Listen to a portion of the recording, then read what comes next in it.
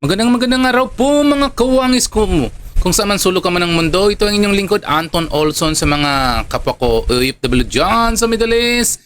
Yung Kinside. Sa mga nakasubscribe na sa akin, syukran katir sa mga hindi pa dyan nakasubscribe. Please lang, subscribe nyo naman ako and like din ang mga videos ko. Ngayon mga kawangis ko, papayag ba kayo na uupo bilang sa ombudsman si Remulla kasi nagkaroon ng panel interview na sa kanya.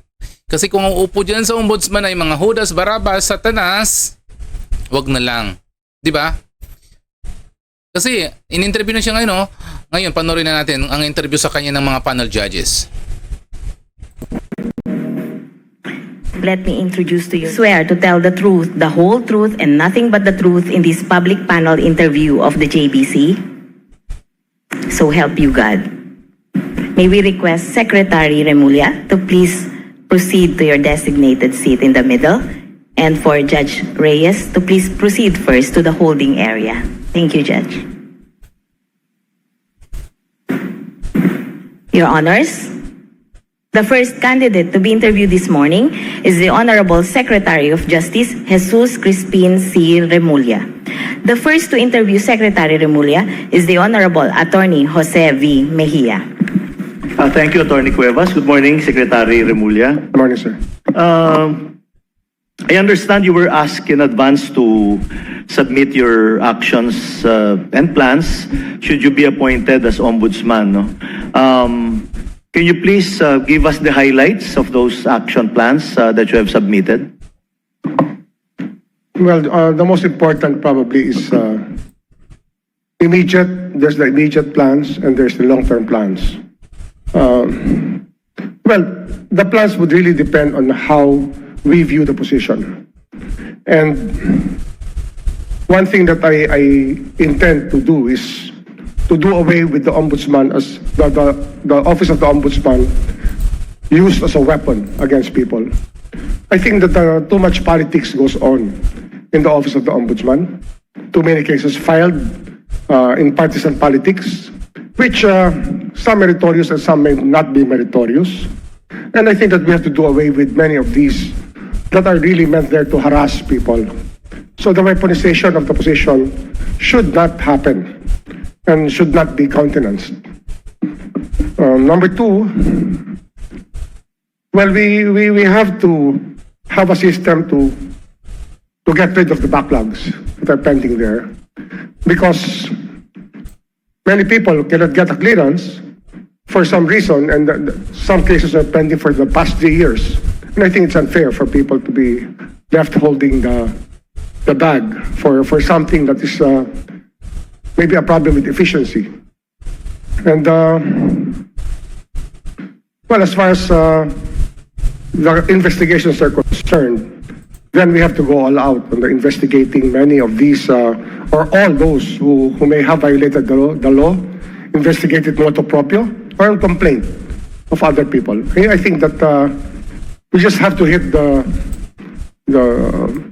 road running. That's what we have to do here, because if you think about it, the deadline is always yesterday. That's what we have to do here, because if you think about it, the deadline is always yesterday. Okay, thank you. Secretary, in a recent Philippine Star news article, it was reported that a particular advocacy group wants an ombudsman who is competent, fiercely independent, with unquestionable integrity. Do you think you fit these attributes? I do. I think that my independence, my track record will speak for itself. For the past 38 years as a lawyer, 37 years as a lawyer, as a legislator, as a staffer, assistant secretary at the PMS, as a governor of Cavite. I think that I have been fiercely independent with my decisions, and always keeping in regard the legal principles and the interests of the people. Secretary, arguably, you're one of the most awaited applicants to be interviewed today, no? And I've been receiving text messages At tingin ko po parang hati yung comment nila sa inyo. Mayroong nag-text sa akin, sabi niya sana pa-consider si Secretary Remulla na lang ang pag-asa natin, no, upang magkaroon ng genuine fight against graft and corruption. Meron naman nagsasabi, mamumuliti ka lang, etc. Ito po ay streamline later, no, to the public, no. Can you please give your statement and convince the public that you are the best choice for this position? I've been in politics, elective politics, since 2004, or probably December 2003, when I started campaigning. Although I was provincial board member, I was appointed as a provincial board member when there was a vacancy in our district, and my father had a stroke. So I had to carry the cudgels for him, at least with the people in the capital.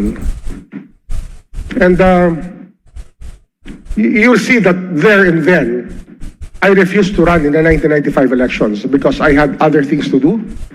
I had my law practice. I had my investments to take care of at the time, and I had a growing family. I had 5 children already at that time, and that politics did not become the main preoccupation of my life. I ran for Congress in 2003 and was elected in 2004, meaning to say I filed my candidacy in 2003. And I stayed in Congress and only stayed in one committee for the 3 terms that I was there. I was in the Rules Committee. Although I became Deputy Speaker, which is technically still a part of the Rules Committee, during my 3rd term in office as Congressman.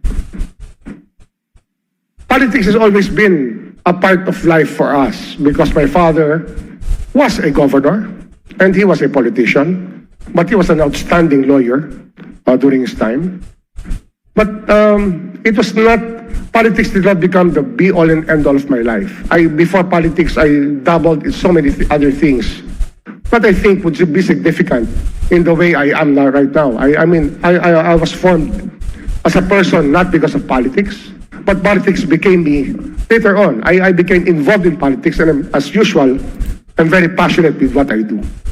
So it should not be a worry because politics is temporary. All these political ties are temporary. The more important thing, I believe, is national interest. And it is in the interest of the Filipino people that somebody with a vision, leadership, and courage go on and take this job so that we can settle many matters in our country and put it in the proper direction. Thank you. That was my final question, Secretary, and I wish you good luck. Thank you. Thank you, Attorney. Ayan, narinig nyo na. Tinanong siya tungkol sa integridad mga kawangis ko. Integrity, hindi siguro. Ang daming mga barabas talaga, ang daming mga hudas barabas talaga. Tignan nyo, di ba yung last year, yung anak niya nahulihan di ba ng ng limpak-limpak na marijuana? Bakit pinalabas niyo? Na pinapalabas niya walang kasal, nahulihan na nga. Tapos nakalabas sa nakalabas sa selda. Pati yung pamilya nila, membro yan talaga ng mga politicians yan. Kapatid niya nga yung sa sa DILG ba yun? Hindi, yung hindi si Buying, si Buying eh. Yung isa niyang kapatid. Si Junbek pala, si Junbek Remulla. Dapat yan sa mga ombudsman na yan, hindi kung pwede lang, dapat walang connection masyado sa mga politician. Kasi ang mangyayari kasi namumuliti ka lang to eh. Actually, 'di ba sinasabi ni Senator Jaime Marcos, 'di ba? Sa kanyang sa kanyang press conference, aharangin niya to kasi nga ipapakulong niya 'di ba si BP Sara kasi nga hindi nagtagumpay yung impeachment trial kay BP Sara.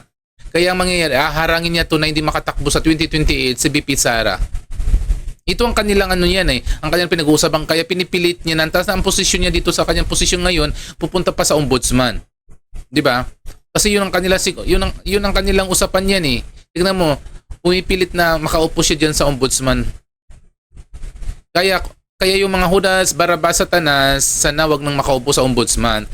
Kasi nga, ang dami niyang pinapanigan kapag umaayon sa kanya, pinapanigan niya masyado eh. Tignan mo, di ba siya rin siya rin ang nagbigay ng nagbigay ng power na dalhin sa dahig si Pangulong Duterte, di ba? Yan si Remulla. Siya nagbigay ng power yan.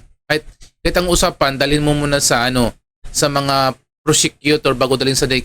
Hindi, siya ang nagbigay ng ng kanyang batas. May batas yan eh. Batas niya eh. Batas ni Remulla.